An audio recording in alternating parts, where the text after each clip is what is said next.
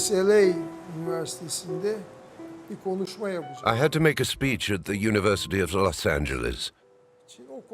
It was addressed to the American diaspora over there. I began writing my speech with some words in Armenian, and I carried on writing. I understand your pain. I share your pain. I've come here to share your pain.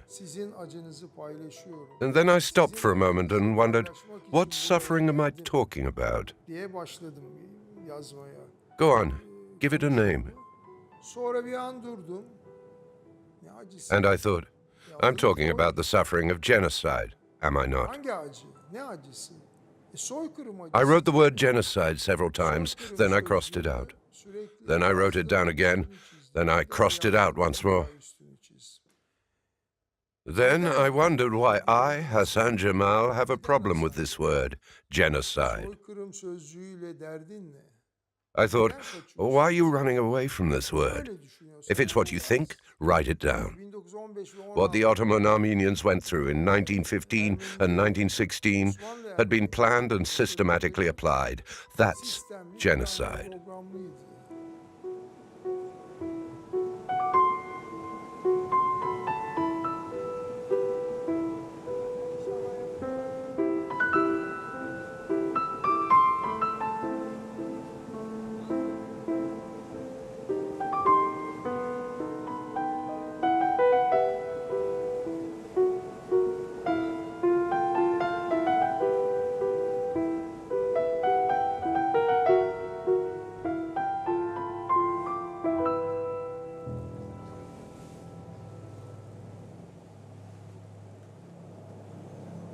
Constantinople, 1915. The Ottoman Empire was in decline and losing whole swathes of its territory. From this dying empire, a republic was born, one which targeted its ethnic and religious minorities. 2/3 of the empire's Armenian population was wiped out. Though the denial in Turkey is still very powerful, recognition of the genocide is starting to be put on the table. 1 century later, voices are finally calling for the veil to be raised on this troubled period of history, as is Hassan Jamal, grandson of one of the main architects of the genocide. Cemal Pasha was my grandfather.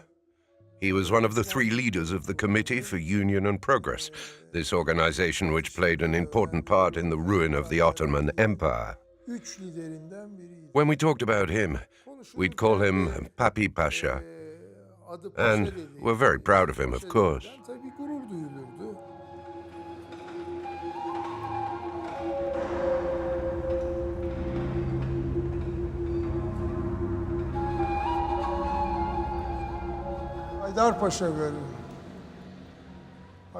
We're now in Haydar Pasha Station. When we talk about Haydar Pasha, it is, of course, a place with great symbolic value because of the events of April the 24th, 1915, the Armenian Genocide. Just before the genocide, they wanted to silence the Armenian intellectuals. For the intellectuals, the writers, and the artists are the blood vessels of society.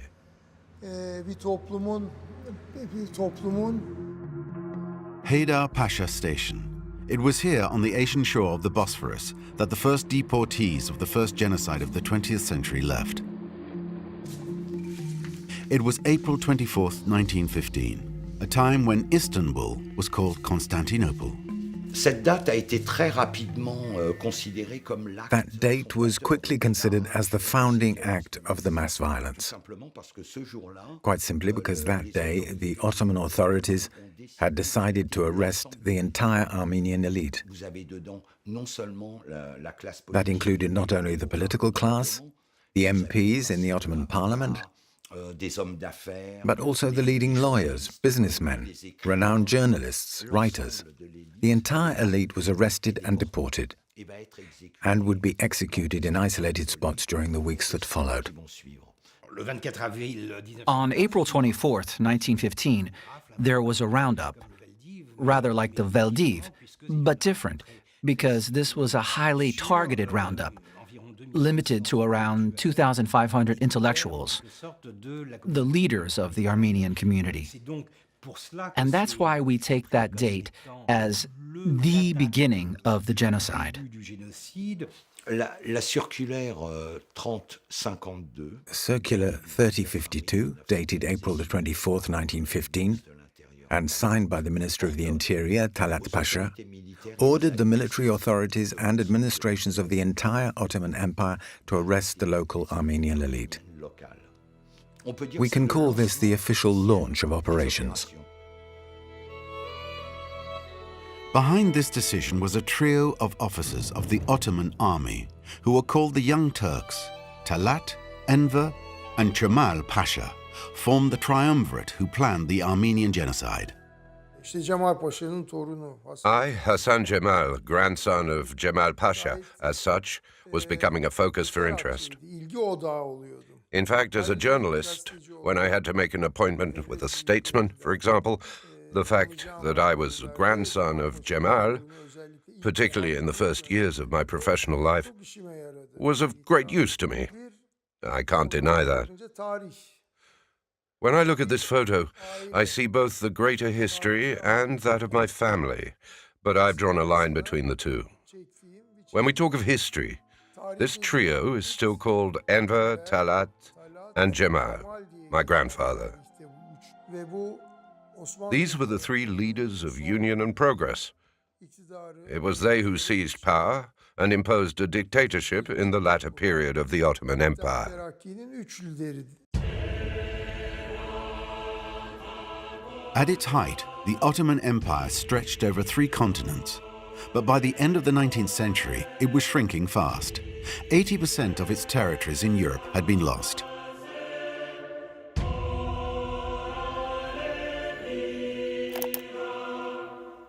The minorities on the margins of the empire went to war against the power of Constantinople.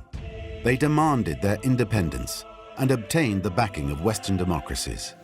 In the patchwork kingdoms of the Balkans, the old army game was never interrupted by the passing of the centuries. King Ferdinand of Bulgaria was called the Fox of the Balkans. Nationalist ideology was seducing the Ottoman elite, just as the empire suffered successive defeats, prelude to a bitter rout in the Balkans in 1912. It was against this backdrop that the Young Turks overthrew the Sultan and seized power, creating the Committee of Union and Progress. They soon ruled unchallenged, became more radical and imposed forced assimilation on the various peoples who made up what was left of the empire. We went from an imperial, multi-ethnic, multicultural system to a nation-state system. The firm intention of the Committee for Union and Progress, the Young Turks, was to turn the Ottoman Empire into a Turkish state. The world was changing around the empire, and these changes would have consequences on community relations and on the status of each individual. The leaders of the Young Turks movement went from a more political, legalistic, intellectual mindset to one that was materialistic and far more violent, far more nationalistic. Settled for more than 3,000 years on the strategic plateau, at the crossroads of empires, trade routes and invasions, the Armenians lived in these lands of eastern Anatolia in perfect harmony with the other peoples of the Ottoman Empire. At the start of the 4th century after Jesus Christ, the Kingdom of Armenia was the first state to adopt Christianity as its official religion. 16 centuries later, having preserved their cultural and religious identity, the Armenians were denounced by the Muslims. Victims of the rising nationalism and pan-Turkism, they then became enemies of the interior. The place of Armenians within the empire was under threat.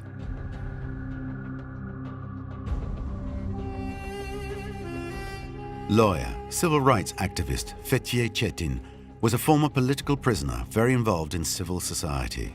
At the end of her life, her grandmother told her of her secret origins. She revealed that she was Armenian, a survivor of the genocide of 1915.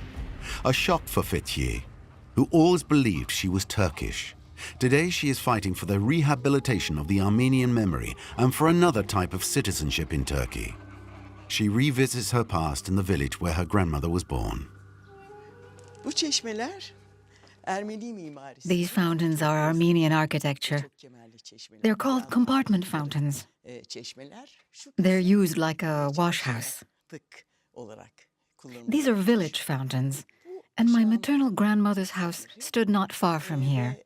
Anneannemin evi de bu çevrede. Yani In her childhood, my grandmother would come to draw water from this fountain. Her mother washed her clothes here, her kilims.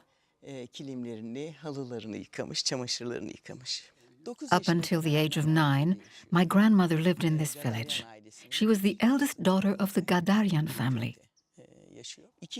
This village had 2 churches and 2 schools. My grandmother was educated in one of them. She had very pleasant memories of her life here. Obviously, until she was 9, she had a very happy childhood. Çocukluk geçirmiş.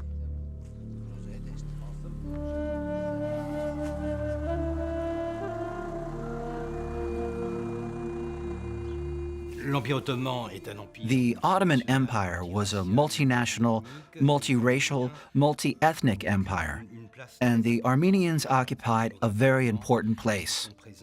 Demographically, as they were present practically all over the empire, to the east and to the west, in the capital, of course, and actually to the east more than the west, as the 6 provinces that they called the eastern provinces were mainly Armenian. So it was a population with deep roots, one that was here well before the Turks, in fact. A local native people who adapted easily to the Ottoman presence. The integration of Armenians and the presence of Armenians are played out on 2 levels. There's a first, upper level, if you like, which is the integration from the top, by the civil service, by the administration, and by the state. And then you can't really distinguish the mass of the Armenian population from the mass of the Muslim population, as they're essentially made up of peasants, farmers, and craftsmen, both in cities and provincial towns.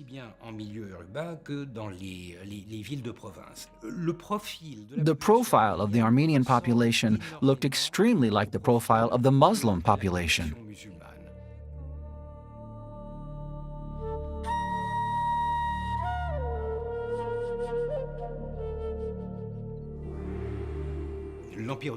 The Ottoman Empire was defined very hierarchically by a sort of division of the population into Muslims and non-Muslims. The Muslims were superior. It is they who matter. The non-Muslims, though free to practice their faith, were not on an equal footing. The Armenians had always been treated as, let's say, second-class subjects. And this mixture was becoming more and more explosive. On the one hand, a non-Muslim population who are oppressed because they can't express their national identity,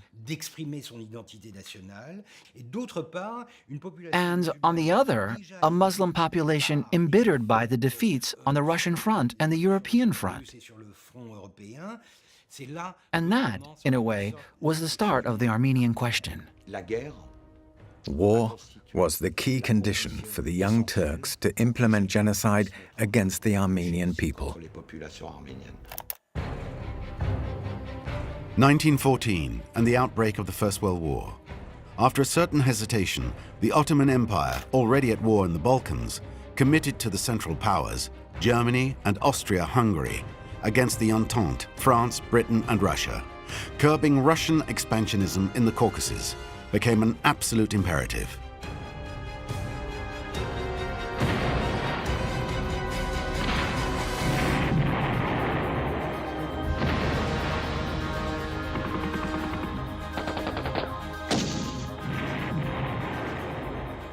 Trapped by the winter, the Ottoman army suffered a stinging defeat in Sarıkamış. In January 1915, between 80,000 and 100,000 Ottoman soldiers on the Russian front died. It was a debacle. On the way home, the soldiers took revenge on the Armenian population. Yet the Armenians were well integrated in the Ottoman army, But the fact that a handful of them had rallied to the Tsar's army was used as a pretext to accuse the entire Armenian community of treason. The Armenian conscripts were disarmed. Several weeks later, they were all executed.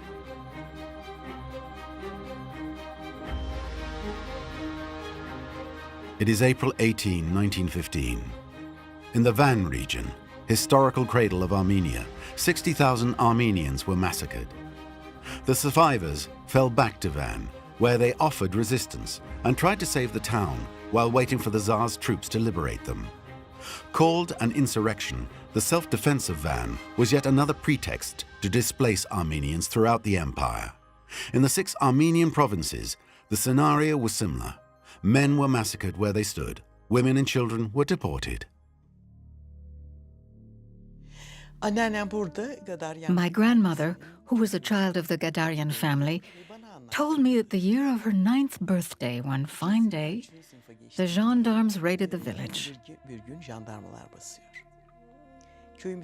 First of all, they rounded up all the men in the village, then the women and children, and they took them all to Palu.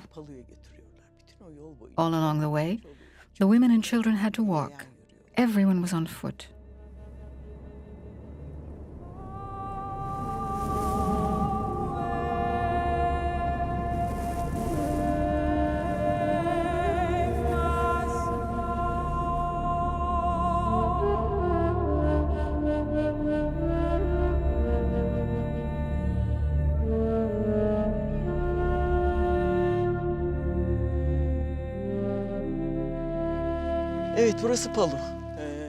This is Palu. In days gone by, this was a very big town, but now there's nothing left. Only these ruins. Palu was the commercial hub of the region. In Armenian, its name is Palavnit. It's a place that historically was very symbolic, both for the region and for the Armenians. But unfortunately today, Palu has been erased from the map.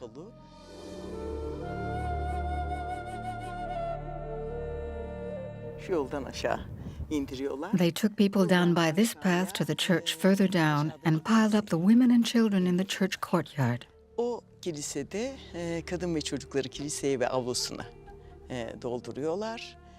Then heartrending cries were heard coming from outside the yard. To see where the crying was coming from and what was happening outside, young girls climbed on the shoulders of the bigger ones. Then they cried out, and my grandmother heard, "They're slitting the men's throats and throwing them in the river." The people here told exactly the same story. They were taken down this path, their throats were slit, and they were tossed in the river. There were so many corpses that the pillars of the bridge were blocked by bodies piling up. They slit the throats of so many people here that the waters of this river ran red for days and days.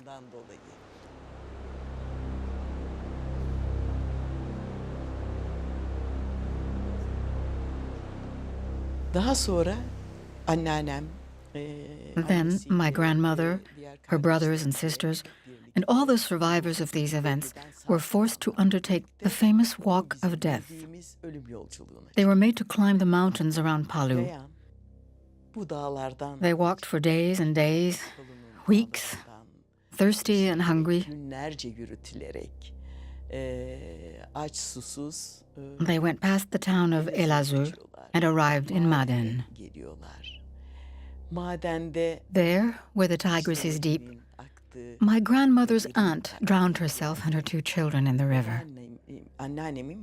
My grandmother kept telling the story because she was dreadfully shocked by what she had seen. One of the children, who had been thrown in the water, poked his head above the water, and the aunt hurried over and pushed it back down. But the child stuck out his head again, and again the aunt pushed his head underwater and held it there. My grandmother was totally shattered.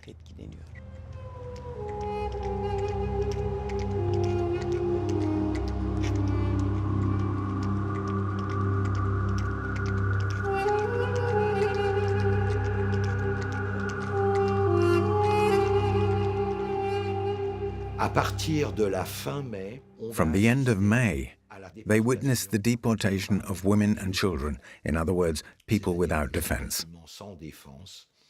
We have listed 317 convoys of deportees, with an extreme concentration in the months of June, July, August, during which more than 1 million people were displaced towards the deserts of Syria and Mesopotamia. The police drew up the list of deportees by name, by family, with the name of the head of the family even when he was no longer there. Then it was by neighborhood, according to size. The number of deportees in the convoys varied between 1,500 and 5,000.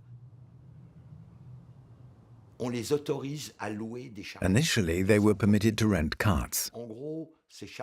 Basically, they used these carts to stow equipment and so on, because officially it was termed a displacement for safety reasons. These carts, after 100 or 150 kilometers, the carters who were chartered left the deportees where they were and returned home. And then the long journey, what they called the Walk of Death, began. Several hundred kilometers, sometimes 1,000 kilometers, to reach the Syrian desert.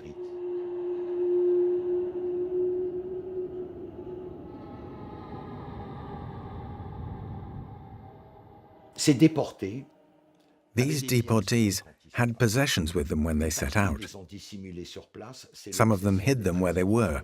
That's the obsession with Armenian treasure that still endures to this day in Turkey. Others, for example, sewed gold coins into the lining of their jackets. All sorts of techniques were used because they were aware that they were going to be looted on the way.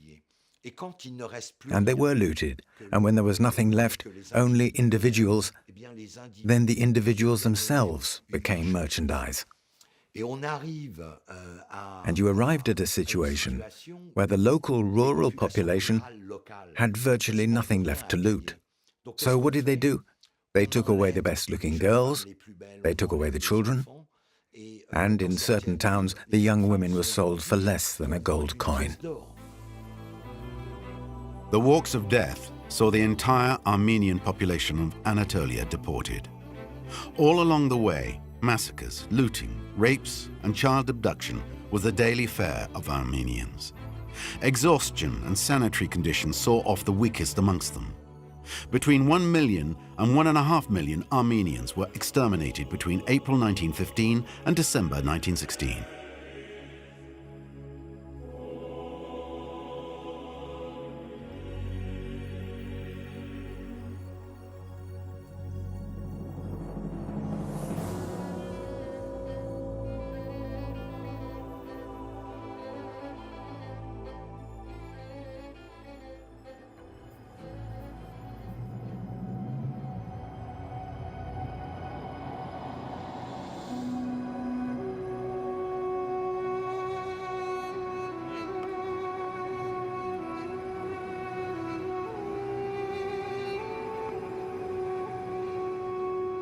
Ten years ago, Fethiye Çetin wrote a book that recounted the saga of her grandmother.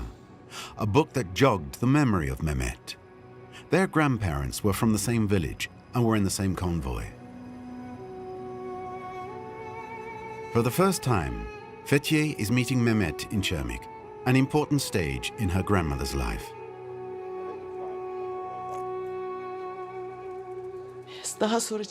Later, when they arrived in Çermik, the Muslim families wanted to adopt children. My grandmother's mother didn't want to give away her child, her precious daughter. But the whole group retorted, "We're all going to die. At least leave your child so she'll survive." These are terrible stories, very trying indeed. My grandmother said that once they'd arrived at Hamambashi, some Muslim families adopted children. My grandfather was adopted too. There was no camp. They passed in convoys. They made them walk as far as there. They were on foot. There was no stopping on the way. They arrived in a pitiful state. They were exhausted. Like those who are fleeing from the Islamic State at the moment. Exactly.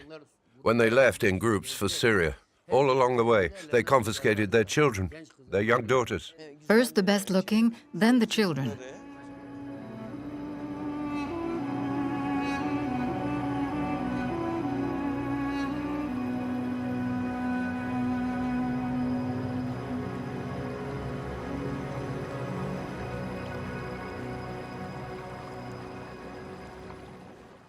What happened here? Things happened here. During the events of 1915, according to what my grandfather said, they brought the Armenian men here in their military trucks, telling them they were going to kick them out of the country. Then they threw them in there. All the men here? Yes. They threw off all the men. That's what's handed down through the generations. Soon afterwards, they said to the women and children, "Go and get ready. We're taking you to see your men. Get dressed up, put on your makeup and jewelry." And when they arrived here, they confiscated all their jewels, and then they threw them in this chasm. Some women saw what was happening, and they stood up, head held high in sign of dignity, and they threw themselves into the void. This is a place where all traces of history and humanity got lost. There are so many precipices called Armenian precipice. There are so many rivers where they threw people after slitting their throat. There are so many examples like those people whose heads were crushed by stones. What we must do now is face this extraordinary, inhuman savagery.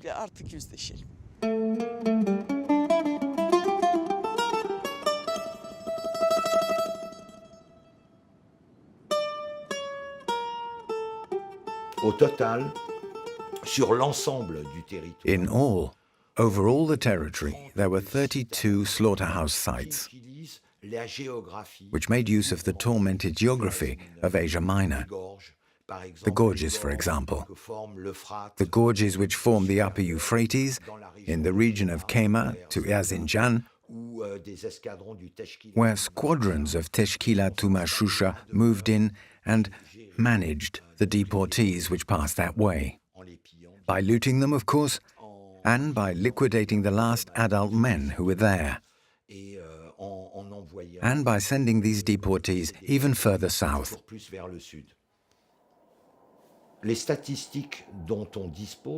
The statistics at our disposal allow us to state that only 15 to 20 of these deportees made it to the deserts of Syria and Mesopotamia. The final stage took place between the month of July and the month of December 1916. 192,750 Armenians, according to the official Ottoman statistics, were at that time present in Zor, in Der Zor, and they were executed in packets of 3,000 to 5,000 in the regions close to the Syrian and Mesopotamian deserts.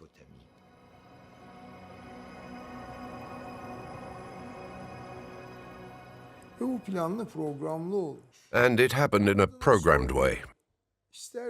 Whether or not you accept the word genocide, you're forced to admit one thing, that it was an infamy. You can call it what you want: slaughter, ethnic cleansing, population transfer, deportation, but you're forced to admit that this was something horrible, infinitely cruel. And it was planned. My grandmother also taught me this expression, remains of the sword. That's what they call the survivors of the genocide, like my grandmother. The first time I heard that term, that expression, I was petrified.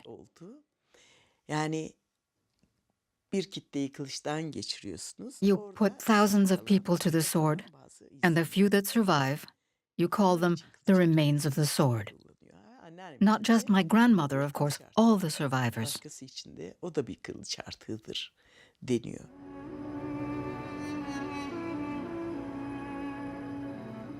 Not all the remains of the sword, the survivors of genocide, were adopted and forced into Islam. Several 100,000 orphans found themselves stateless and were taken in by the victorious Allied troops. They left for the West, bound for France, the United States, Canada, where they would form a people in diaspora.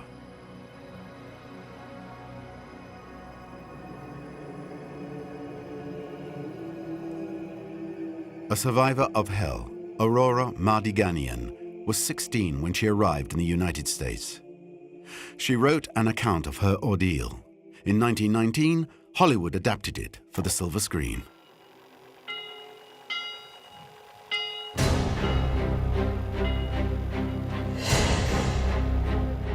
This film perfectly retraced the various stages of the Armenian genocide. The arrests, the execution of the men, the deportation of the women and children, the looting, the rapes, the death.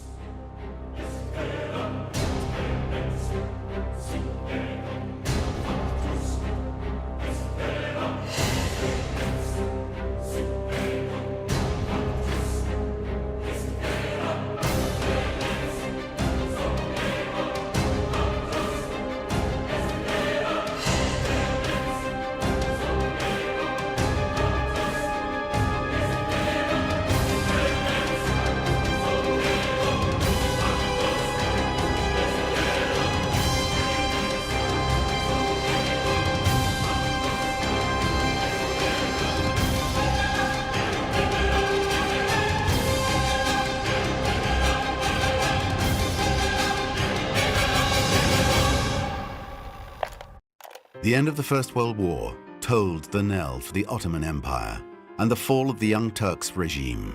Enver, Cemal and Talat Pasha fled the country for Germany. Sentenced to death in absentia for organizing deportations and mass crimes, all three ended up assassinated. In Turkey, they turned the page, they forgot, they looked toward the future. The man they needed was former army officer Mustafa Kemal. He even baptized himself Ataturk, the patriarch of the Turks, the strong man of the brand new Turkey. A secular society which was quick to give women the vote, to westernize, at least in appearance.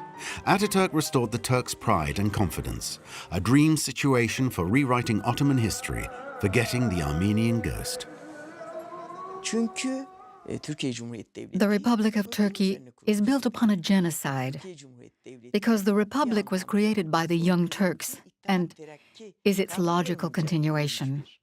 We don't just see that in the organization of the state, but we also see it in its own laws, the same ones as before.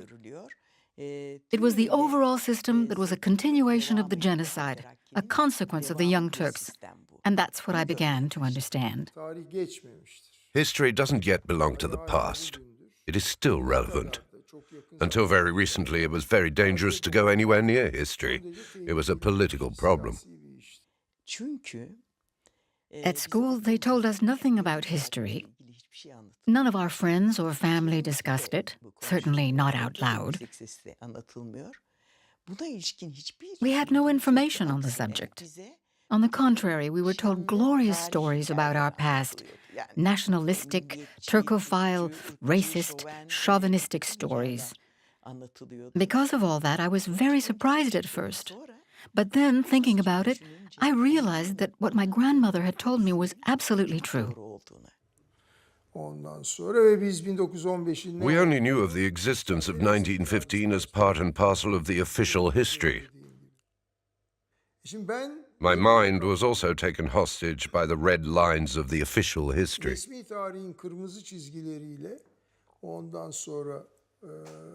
But as soon as I could break those chains, I became free. Free to think for myself. For a while, the authorities ignored it, pretended the genocide had never existed. And afterwards, when they had to talk about it, they began by accusing the Armenians. Armenians are traitors, they stab us in the back. That's just why we found ourselves with no choice but to deport them. They're bad, they're dangerous. Practically 3 generations were born either in denial or in total ignorance. And after 3 generations, 4 generations even, it is very difficult to make people understand that, yes, 100 years ago this happened or that happened. Whereas the education system, the media, everything has contributed to forgetting all about it. Turkish denial, or Turkish ignorance, has been fairly easy to establish, as it only amounted to shutting the closet door with all the skeletons inside. In other words, to not talk about it. It's a memory that has been manipulated, which itself has faded. Especially as Turkish nationalism was, like all nationalisms, but perhaps more than others, based on paranoia and conspiracy theories. It is very easy to convince a Turkish citizen that the Armenian demands are just a manipulation of the forces of evil, etc., of the Westerners. It works very well. The evidence is in Igdish, where a Holocaust denier museum was erected in 1997. Its rewriting of history is breathtaking. One of its initiators is Göksel Gülbey, president of the International Association to Fight Baseless Armenian Allegations. Here we are in a museum and a memorial erected to the memory of those Turks who were massacred by armed gangs of Armenians during the First World War. This is the highest monument in Turkey. Here we exhibit photos of the massacres which took place in various regions. There's also a genocide memorial in Armenia. And we thought, they're putting up a memorial for this so-called genocide when it was we who were massacred? Why shouldn't we do the same thing? We're within our rights. Why let injustice pass? So we designed this museum as a repost. We are fighting these theories defended by the Armenian diaspora and directed against Turkey and the Turks. What do these theories say? That we, the Turks, during a population transfer in 1915, massacred them. They claim that on April 24th, we began a genocide against them. What I say to them is, was there a deportation on April 24th? No, sir. Was there a massacre? No, sir. Genocide is a new word combining the Greek word genos meaning race or group, with the root of the Latin sidere, meaning to kill. Dr. Raphael Lemkin, who is a professor of law at Yale University and specializing in teaching matters about the United Nations. Dr. Lemkin is the man who created the word genocide. Dr. Lemkin, could you give us a little background on how you came to be interested in this genocide? I became interested in genocide because it happened so many times. It happened to the Armenians, and after the Armenians, Hitler took action. The term genocide dates from the Second World War. Lemkin, to firm up the word and the concept, drew his main inspiration from the Armenian example. Lemkin had been alerted as a young law student in Lvov, in Poland, by the trial of the murderer of one of the main culprits of the genocide, Mehmet Talat. This trial was held in Berlin. What we heard about during the trial wasn't the murder of Talat, but all the crimes committed by the victim. It was virtually the trial of the victim.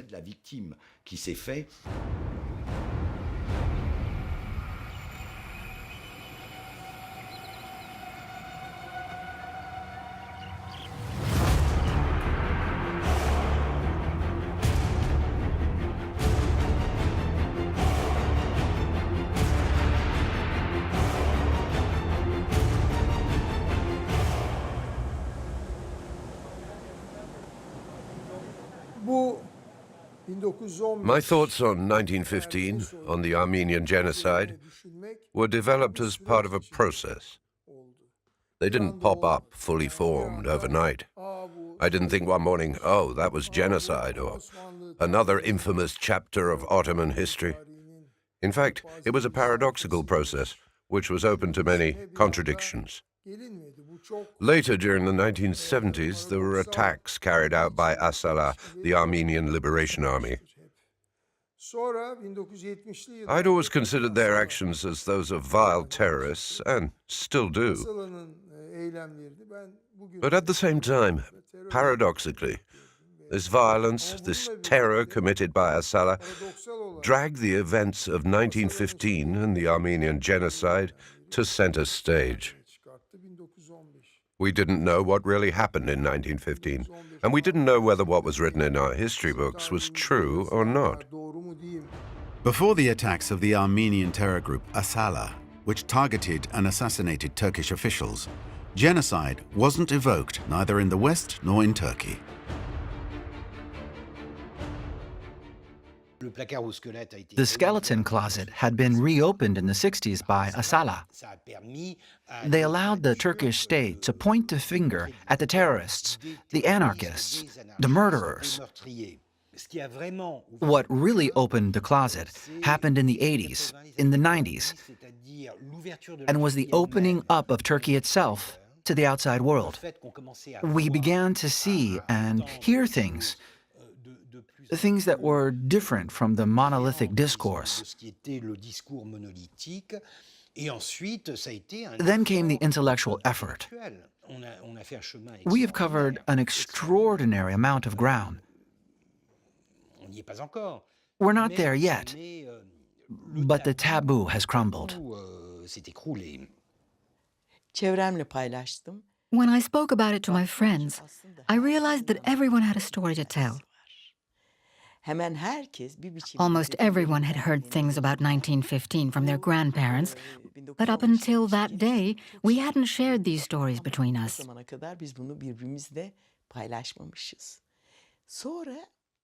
Then I was filled with a feeling of great shame. Firstly, because the other branch of my family was Turkish.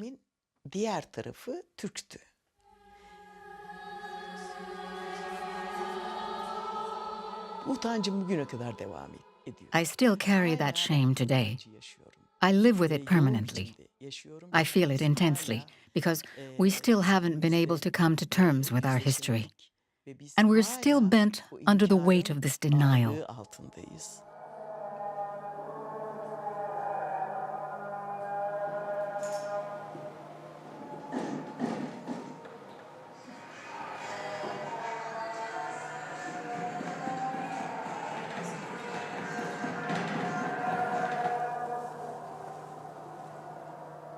Despite the slow evolution of Turkish society and a timid opening up of the powers that be, for the tens of thousands of descendants of Armenians living in Turkey, it is still very difficult to show or even admit to one's Armenianness.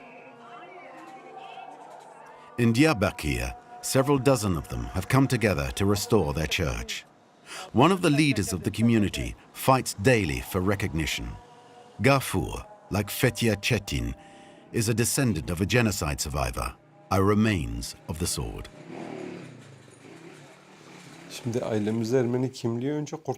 In our family, we were not able to save our Armenian identity in the first generations because all the genocide survivors had to convert to Islam. They were forced into Islam. It was only much later that we could talk about our own identity. To Muslims, an Armenian is a gavur, an infidel dog, a dirty, rotten heathen. Consequently, the Armenians forced into Islam didn't talk about their roots. They hid them. They were ashamed and thought, what will my neighbor say if he finds out? So it was very difficult to live in society under an Armenian identity. It's still very complicated today. Being Armenian in Diyarbakir is still painful. And sometimes the Armenians in Europe and America, the diaspora, come here and criticize us because they don't understand our situation.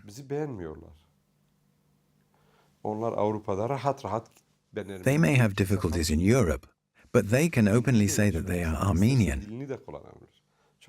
Nobody bothers them, and they can practice their religion freely and speak their language if they like.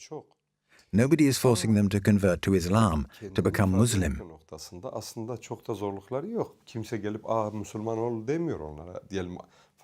In France, for example, that doesn't happen. And people don't insult them and call them heathens, whereas in Turkey, calling someone an Armenian is an insult.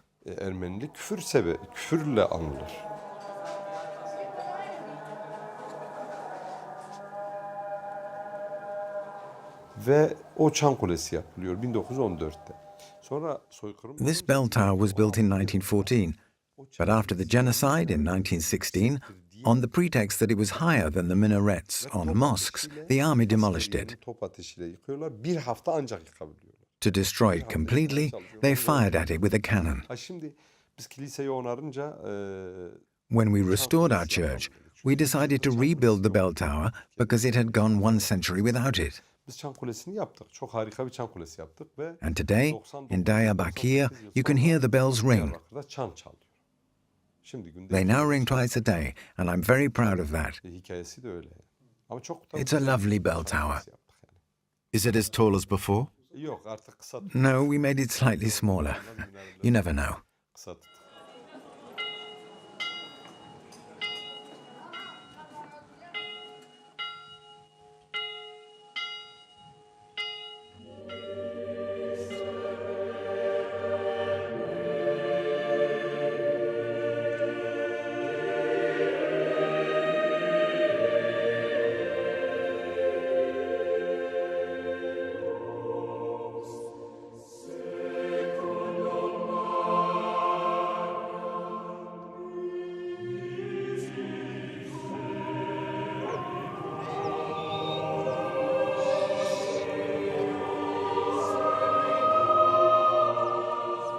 In 2007, the Turkish journalist of Armenian origin, Hrant Dink, was assassinated by a young Turkish nationalist. Founder of the newspaper Agos, Dink worked for reconciliation between Turkey and Armenia, so near yet so far, as he liked to repeat. Hasan Cemal was his friend, Fethiye Çetin his lawyer. Doğru, Türkiye içinde. In Turkey, there is a before Hrant and an after Hrant. There's one thing people often mention, but I must repeat. More than 100,000 people attended his funeral in Istanbul. And the crowd walked along chanting, "We are all Armenian. We are all Hrant Dink."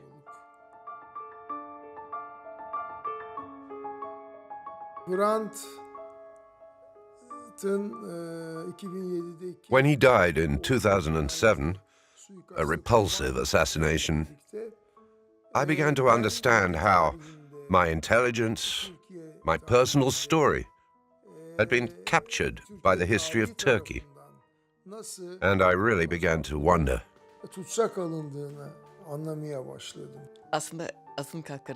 When I started out as an activist and became interested in the rights of minorities, quite naturally I met Hrant Dink. For as an important personality in the Armenian community, he was always in the foreground. When he was brought before the courts, he asked me to be his lawyer. At that time, Hrant really was an individual who stood out among all those Armenians who were all subdued, silent, and withdrawn. But he didn't shut up. He spoke out. Without any doubt, the murder of Hrant Dink broke something in this country. It's sad to say, and no one would have wanted this, but after his death, he's become more important than when he was alive.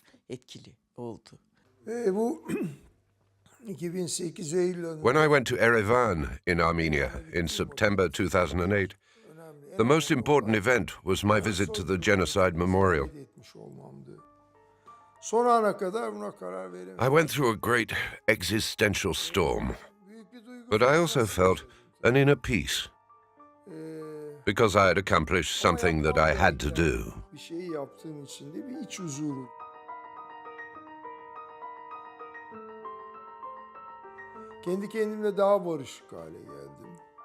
I was more at peace with myself. I knew very well that I would be insulted by the nationalists in Turkey, that they'd call me a traitor to the motherland. I knew all that. But I did it anyway. The word genocide no longer constitutes a taboo. But the word genocide is still forbidden. To be more exact, you can still be arrested and prosecuted under Article 301. The book I wrote is very clear. Having called it 1915 Armenian Genocide, Ermeni soykırımı. how could I say that my grandfather was a good man? Kalkıp dedem iyi bir insandı Could you? diyebilir misiniz? Mutlaka gelecektim sana. Biliyor musun? İyiyim sağ ol. Sen nasılsın? Teşekkür ederim. Biz bu çeşmeleri We restored these fountains with the farmers as part of a project that we began in 2009 and which ended in 2012. köylülerle birlikte. Hele bu köyden I was called and told, "You know those fountains in your grandmother's village? Well, they're collapsing." And I was sent photos.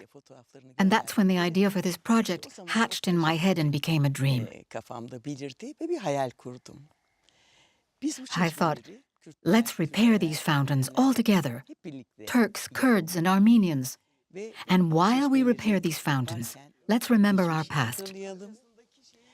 Through this project, let's all come to terms with our past and obtain reconciliation and become closer. Aramızda bu barışmayı sağlayalım. Let's drink to the memory of the souls of those who suffered so much.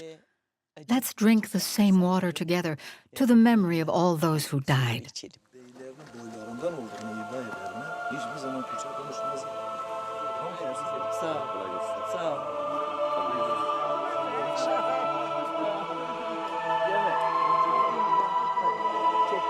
Tekrar görüşürüz inşallah. Ahmet'e çok selam söyle.